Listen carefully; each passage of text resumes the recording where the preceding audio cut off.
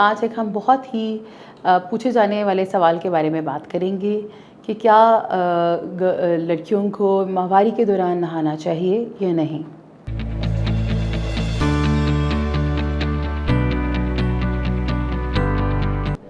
I am Dr. Zaleh Huma. I am working as an assistant professor of gynecology and I am serving the gynae department for the last 20 years. ये सवाल बहुत दफ़ा हमारे पास मरीज़ आते हैं different ages के, जिसमें यंग गर्ल्स भी आती हैं और मिडिल एज की फ़ीमेल्स भी आती हैं, और वो ये सवाल पूछती हैं कि क्या माहवारी के दौरान हमें नहाना चाहिए या नहीं।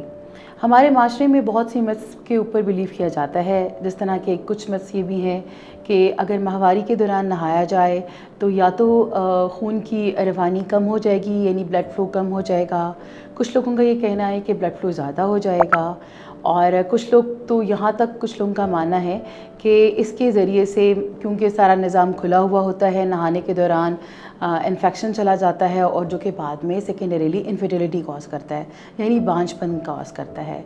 हमें यहाँ एक लम्हे के लिए रुकना पड़ेगा और हमें एक बहुत ही इम्पॉर्टेंट बात वो ये कि सबसे पहले हमें ये बात जान लेनी चाहिए कि नहाने का आपकी खून की रवानी या खून के बंद हो जाने से या बांझपन से कोई तल्लुक़ नहीं है। बीइंग अ मुस्लिम, हमारा ईमान है कि सफ़ाई निस्फ़ ईमान है, और तहारत के साथ और सफ़ाई के साथ आप रहेंगे तो बहुत सी आलूदगी से और बहुत सी बीमारियों से बचेंगे।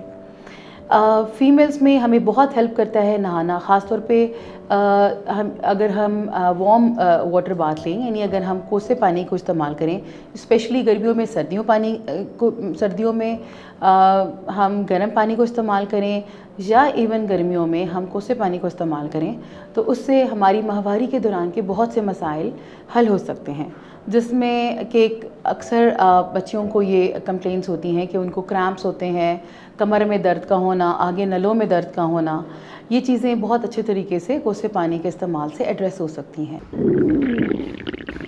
लगता है बाजार के खाने बहुत खाते हो। जी डॉक्टर साहब, मैं ये मेडिसिन प्रिस्क्राइब कर रहा हूँ, वो आप ले लेना। अब कोई भी मसला हो तो मरहम से डॉक्टर की ऑनलाइन कंसल्टेशन बुक करो, क्योंकि डॉक्टर से बात होगी अब घर पर।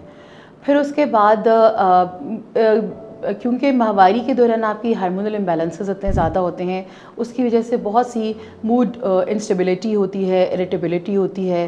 तो जब आप कोसे पानी से तहारत करते हैं, नहाते हैं, तो वो बहुत आपके मूड की स्टेबलाइजेशन में हेल्प आउट होता है।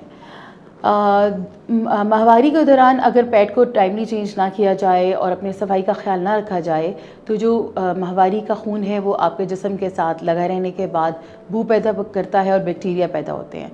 अगर हम इन्हें रिमूव ना करें और हर वक्त इन्हें साफ़ ना रखें, तो सेकेंडरीली इन्फेक्शंस होने के ख़तरे हैं। तो इन सारी चीज़ों में इस तरह नहाना हमारे लिए बजाय इसके कि वो नुकसानदेह है, बल्कि वो फ़ायदेमंद है। हाँ, ये ज़रूर है कि माहवारी के दिनों में आपको ठंडे पानी से या ठंडी चीज़ों से वो ज़रूर अवॉइड करना चाहिए, और उसके अलावा ये है कि आपको हेवी एक्सरसाइजेस नहीं करनी चाहिए।